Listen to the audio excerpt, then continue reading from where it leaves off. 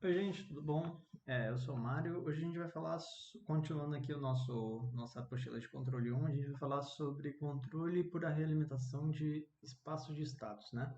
Bom, primeiramente vamos falar da realimentação de espaços de estados. Então, ela permite a gente realocar os polos do sistema aqui de espaço de estados em malha fechada, porém a gente não controla a posição dos zeros e nem o erro estacionário, né? Só que a gente pode corrigir o estacionário com um ganho KP externo, né? Bom, como que a gente faz isso, né? Que nem aqui a gente tem o nosso exemplo. Bom, para essa planta aqui, 2s mais 5, s ao quadrado mais s mais 1, deseja-se que o sistema em malha fechada tenha os polos menos 1 e menos 2, utilizando a realimentação das variáveis de status, né?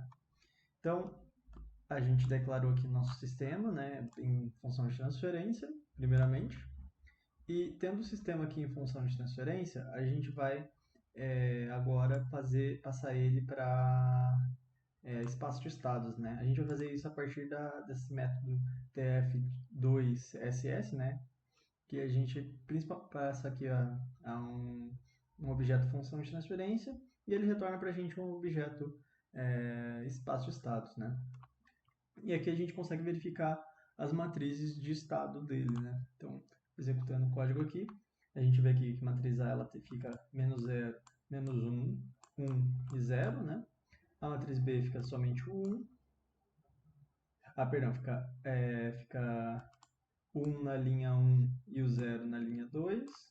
E a matriz C só tem uma linha, né? Com os valores 2 e 5. E a matriz D só tem uma linha com o valor 0, né? D igual a 0. Daí, para a gente fazer a realimentação, como que a gente vai fazer? A gente vai utilizar o método Acker, né? Que ele vai retornar para a gente uma matriz de ganhos K. E a partir dessas matrizes de ganhos K, a gente vai conseguir calcular a nossa matriz de realimentação AT e BT, né?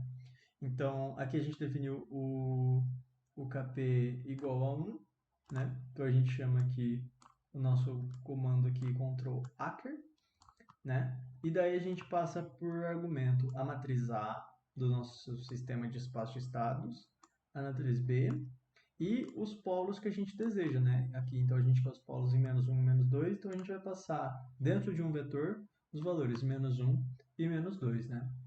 Aí a gente utiliza a fórmula do AT para a gente chegar aqui na matriz de alimentação AT e a gente usa a fórmula em BT. Detalhe aqui que essas duas fórmulas elas estão num caso onde a gente não mudou nossa matriz C, né? Então não tem a matriz CT e não tem a matriz D, né? A matriz D continua nula, né? Então a gente só usou esses dois aqui nessa fórmula aqui específica, né? Na generalizada ela é um pouquinho diferente. Daí a gente declara aqui nossa variável SSR, né, que seria o nosso espaço de estados em realimentação. A gente usa essa função aqui, que é a control state space, para criar esse espaço de estados, passa as matrizes aqui, né, que a gente já tem aqui. Lembrando que essa matriz C e D também elas não foram alteradas, né, são as mesmas das originais. E daí a gente plota um PZMap para a gente ver se os polos das matrizes realmente estão onde a gente quer, né? Espera aí que deu um erro. Ele está falando que as matrizes A e C tem que ser do mesmo número de colunas, né? Espera aí que eu acho que deu um probleminha. Uhum. Tá, eu esqueci de pôr ss.c aqui. Acho que agora vai. Opa, depois um D a mais. Pronto, agora foi. Coisa que acontece, né? Então, a gente consegue ver aqui que a gente tem um polo aqui em menos 2 e a gente tem um polo aqui em menos 1, porém a gente não consegue controlar aqui o zero, né? E o erro estacionário a gente controla com essa variável aqui, kp, né? Bom, esse é o jeito que a gente faz a realimentação por espaço de estados. Agora a gente vai ver um exemplo de controle por espaço de estados, né? É um exemplo bem longo, né? Então o vídeo provavelmente vai ficar longo aí, mas aqui nesse exemplo a gente consegue ver todo o proceder ali de fazer controle para realimentação de espaço de estados e todos os itens que a gente consegue com esse controle em espaço de estados. Bom, então a gente está aqui, ó, dado o circuito abaixo, onde x1 é a corrente que atravessa R1, x2 é a tensão em cima de C1, desse capacitor aqui, e x3 é a tensão em cima de C2, né? Então aqui já está falando aqui nossas variáveis de estado. Determine os seguintes itens. 1. Modelo em espaço de estados. 2. O vetor K de forma que o sistema em malha fechada tenha o overshoot em 5% e o tempo de estabilização em 2% em 4 segundos. O valor de Kp para o erro estacionário ao degrau seja nulo. E a função de transferência em função dessa corrente aqui, né? Bom, então primeiramente a gente vai definir as nossas variáveis de estado, né? Isso tudo aqui a gente vai fazer na mão. A gente poderia fazer usando a biblioteca SymPy, mas é mais fácil aqui para a gente entender o que a gente está fazendo aqui, fazendo passo a passo aqui na mão mesmo. Então, vamos definir aqui as nossas variáveis de estado, né? Então, que já foram definidas ali no enunciado, né? Então, I1 aqui no desenho é a nossa variável de estado x1, VC1 é a nossa variável de estado x2 e VC2 é a nossa variável x3. Daí a gente vai usar um pouquinho de análise de circuitos, né, para a gente conseguir mapear o nosso sistema. Então, aplicando a lei das malhas aqui, né, na malha 1 e na malha 2, a gente chega nessas equações. E aplicando a lei das correntes aqui no nó, a gente chega aqui que I1 é igual a I2 mais I3. Daí o que a gente vai fazer? A gente vai substituir as funções, essas equações que estão nas variáveis de circuito para as variáveis de estado, né? Então aqui, por exemplo, na equação 1, a gente substituiu o I1 por x1 vezes o R1. Aqui na equação 2, a tensão em cima do indutor é a mesma tensão em cima do capacitor 1, né? Quer dizer, perdão,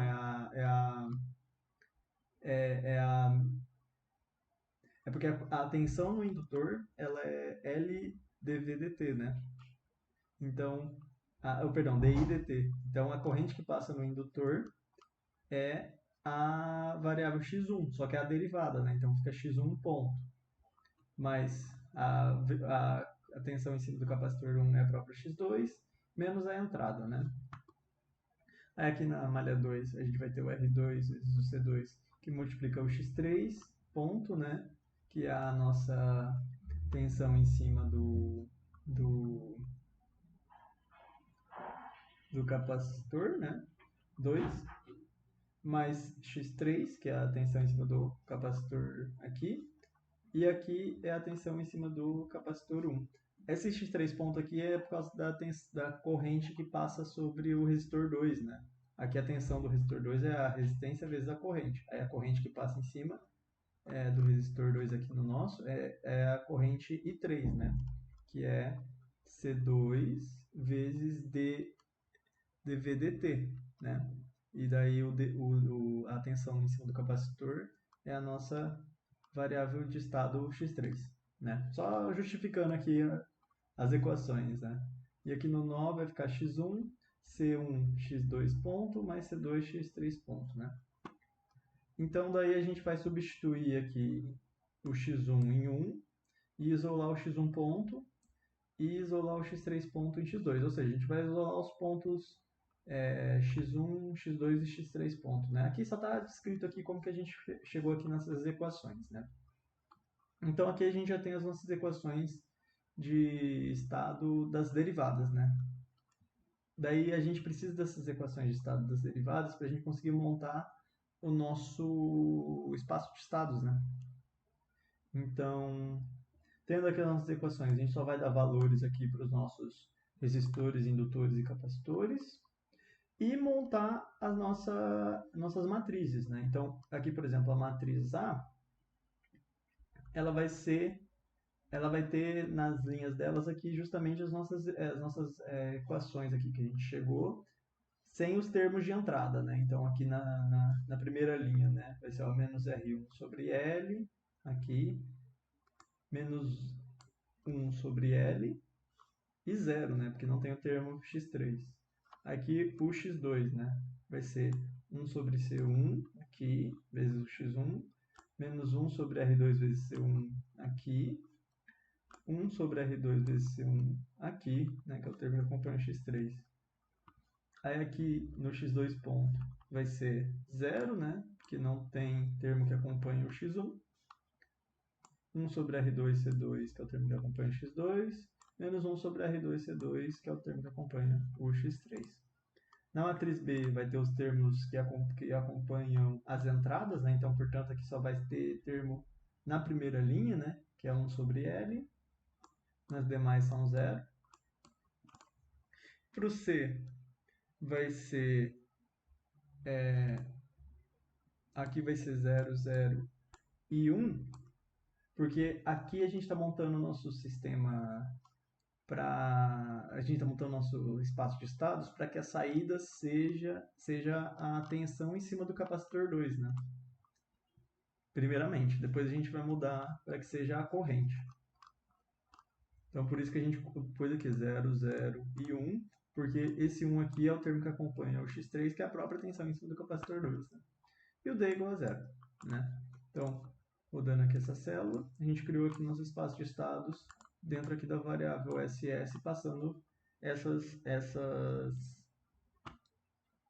matrizes aqui, né, como argumento. Aí, isso conclui o item 1, né, que era fazer o nosso espaço de estados. Para o item 2, a gente vai precisar verificar se a matriz ela é controlável. Aqui, a gente vai ter que fazer o determinante da nossa matriz M. Essa matriz M ela é obtida através desse método da biblioteca Control, que é a CTRB. Esse método nada mais faz do que pegar essas matrizes A e B e formular essa matriz que é a matriz controlável, né? Só que aqui a biblioteca já faz direto para a gente. E daí, para a gente calcular o determinante, a gente vai utilizar a biblioteca NumPy. Dentro da biblioteca tem uma subseção ali que é a Linal, L-I-N... é a biblioteca de sinais analógicos, né, dentro do NumPy. E lá dentro tem o método det, que está implementado, que faz o determinante da matriz que a gente passar por referência. Né? A gente vê que esse determinante dá um valor bem alto, o que é bom para a gente, né? Que mostra que o sistema é controlável. Né? Lembrando que quando for maior que 0, significa que o sistema é controlável. Então, sabendo que o nosso sistema é controlável, a gente vai dar um step e um pzmap aqui para a gente ver o comportamento do sistema. Né? Então, dando aqui, só executando aqui essa célula, executando aqui o nosso plot step, a gente vê que ele é quase uma primeira ordem aqui, né? E o erro estacionário dele é praticamente nulo, porém o tempo de estabilização dele é um valor bem alto, né? Porque é um sistema RLC, né? Então ele vai estabilizar mesmo ali lá no infinito, né? E o pzmap dele aqui, então a gente vê que ele tem um polo em 0 e um polo aqui em 1e7. Então os polos dele estão bem espaçados ali, né? Então, só executando aqui. Certinho, né? Então, sabendo esse comportamento, a gente vai fazer o cálculo para a gente conseguir controlar um sistema com os parâmetros de requisito de projeto que a gente quer, né? Então, passando aqui os requisitos, PSS igual a 5, T igual a 4, né? Então, a gente vai calcular o nosso zeta que está associado a esse PSS, e com o zeta a gente vai calcular o ômega n, né? Então, nosso zeta aqui 0,69 e o nosso ômega n 1,44. Né? Com esse zeta e esse ômega n, a gente vai montar os nossos polos complexos conjugados, os nossos números complexos conjugados. Né? Então, a parte real vai ser o sigma d, que vai ser menos zeta vezes ômega n. A parte imaginária vai ser o ômega d, que vai ser o ômega n vezes a raiz quadrada de 1 menos zeta ao quadrado. E daí a gente vai montar dois números complexos, né, que eles são complexos conjugados, né, que é o SD1 e SD2 aqui, né. Você vê que só muda aqui o sinal da parte imaginária, né. Aí, com esses polos complexos conjugados, a gente vai utilizar o nosso comando ACKER, né, para a gente conseguir inserir esses polos. Porém, aqui a gente tem um pequeno problema. Na biblioteca control, o comando Walker que a gente usou ali na parte de realimentação de estados, ele tem uma verificação para ver se o sistema é controlável. Só que essa verificação ela é um pouquinho estranha. Ela é um pouquinho diferente da verificação que a gente está acostumado a fazer, que é a partir do determinante. Então, para alguns sistemas, ele vai barrar o comando Walker. Ele vai falar que o sistema não é controlável e não vai deixar você executar o comando Walker. Então, o que a gente fez? A gente pegou o comando Walker lá da biblioteca control, copiou aqui para o código e tirou essa verificação, né? E deu certo, a gente conseguiu fazer aqui o sistema controlável aqui por espaço de estados. Porém, tem um outro método da biblioteca control, que é o place, que basicamente ele faz a mesma coisa que o Walker. Daí a gente consegue até ver aqui, ó, os dois, eles geram aqui o mesmo vetor de ganhos, né? São basicamente os mesmos ganhos aqui que eles geram. Então aí fica a seu critério, se você quiser usar o comando Walker que a gente copiou ali, só tirou a parte de verificação, ou se você quiser usar o comando place, né? Fica aí ao seu critério. E também aqui sobre os polos que a gente vai inserir aqui no comando Walker, a gente vai inserir o SD1 e o SD2, e a gente vai inserir um segundo polo arbitrário, porque o sistema não possui um zero ali perto, né? E também porque ele é um sistema de ordem. Na verdade, é um sistema de primeira ordem, né, digamos assim, mas é importante a gente inserir esse zero arbitrário para a gente conseguir anular esse zero que está mais, esse polo aqui que está mais distante, né? Esse valor aqui também pode ser mudável, né? Então, quando a gente for ver ali, a gente pode mudar esse valor para a gente conseguir ver se a gente chega em valores diferentes ali para atender melhor o requisito de projeto, né? Bom, então com o vetor de ganho casa em mãos, a gente pode fazer o nosso sistema de malha fechada, né? Então, primeiramente a gente vai deixar o KP em 1, né? Daí a gente vai só aqui como KP é 1 não vai fazer diferença, né? Mas aí a gente tem que dividir nossa matriz de vetores K pelo KP. Aí com isso a gente calcula nossas matrizes de realimentação AT e BT, né? E com essas matrizes de realimentação e o C e o D, de novo, a gente não vai mudar eles, né? Nesse caso aqui. Em outros casos, a gente vai precisar mudar, né? A gente vai precisar calcular o CT e às vezes até o DT. Mas esse é um caso particular aqui, que a gente não precisa. Daí, calculando aqui o AT e o BT. Opa! Um pouquinho, acho que ele está dando erro, ele falando que os operadores precisam ser diferentes. Acho que eu não executei aqui essa célula, né? Agora foi. Eu não tinha executado aqui essa célula. Daí ele estava pegando um valor anterior aí à execução. Bom, então calculei aqui o AT e o BT, né? Aí com o AT e o BT, eu crio o meu sistema, meu SS2, né? Que é o meu sistema em espaço de estados com a realimentação. E aqui eu já faço um plot step com a amplitude 10, né? Porque no enunciado ali ele estava pedindo aqui um requisito de degrau unitário de amplitude 10, ou seja, a gente vai ligar o circuito numa fonte CC de 10 volts. Daí a gente consegue ver o seguinte, né? O erro estacionário ele está em menos 5,85, né? Então a gente já vai corrigir isso é o item C. E o overshoot está em 3,29. E o tempo de estabilização ele está um pouquinho maior do que o requisito de projeto, né? O overshoot passou aqui no requisito de projeto, que era, vamos ver aqui rapidinho aqui em cima,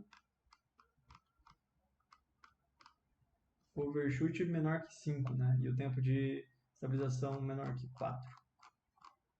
Por que ele está dando um pouquinho maior aqui, né? Se a gente fez tudo certo. Então, aqui é uma coisa que a gente não consegue controlar muito, né? Aqui nos métodos internos ali da biblioteca control, para ele gerar nossa resposta integral, ele utiliza uma biblioteca que chama Signal. Essa biblioteca ela tem um solver, assim, é uma biblioteca bem antiga de Python, que tem várias coisas implementadas ali dentro, né? E daí a gente não consegue mexer muito nisso, porque a gente entraria numa programação bem baixo nível. Porém aqui não está tanta diferença assim, né? Não chega a ser nem 1 segundo de diferença. Então, acho que dá para dizer que o nosso sistema está bem projetado.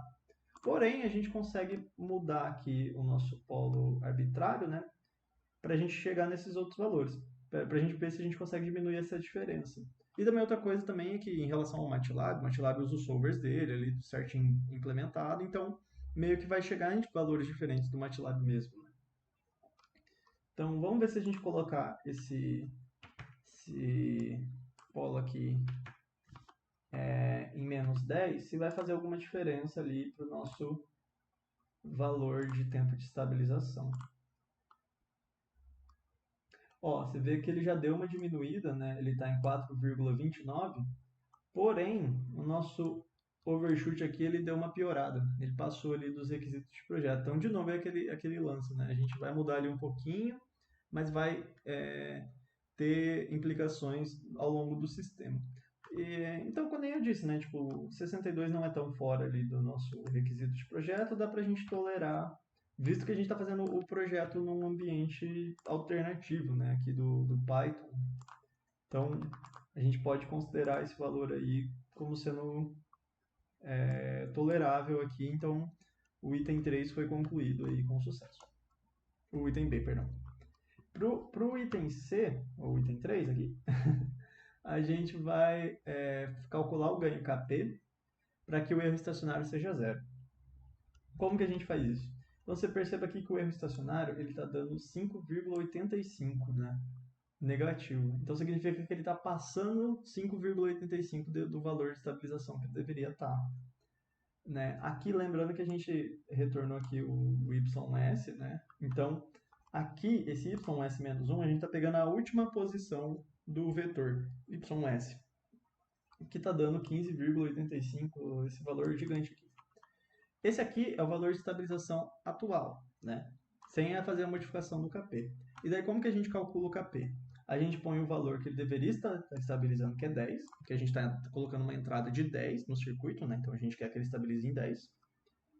E divide pelo valor que ele está estabilizando, né? Que é esse valor gigante aqui. Daí a gente refaz todo o processo, né? A gente recalcula as matrizes de ganho K, né? A gente recalcula o AT, a gente recalcula o BT, e de novo a gente faz um espaço de estados com a realimentação, plota o step e vê a diferença. Bom, agora a gente vê que o erro estacionário está indo a E a menos 12, né? Praticamente zero. O overshoot ainda a gente consegue tá atendendo o requisito de projeto, e o tempo de estabilização também está atendendo, né? Que nem a gente falou ali no item anterior. Então o item 3 fechou. Para o item 4, a gente vai ter que fazer uma mudança de sistema, né? Então a gente vai ter que fazer um sistema diferente, um sistema de espaço de estados, para que a gente tenha na saída a corrente no capacitor 2, né? Então a gente vai ter que alterar a matriz C e D do sistema, porque é a matriz C e D que estão em relação às saídas do sistema, né? Então como que a gente faz isso? Então a gente pega aqui nossa equação do I3, que vai ser o C2 vezes dVC2dt, né? A equação aqui da corrente do capacitor. A gente escreve ela em função das equações de estado. E a gente tem lá nas nossas equações o quanto que vale o x3 ponto. Então a gente substitui o x3 ponto aqui pelas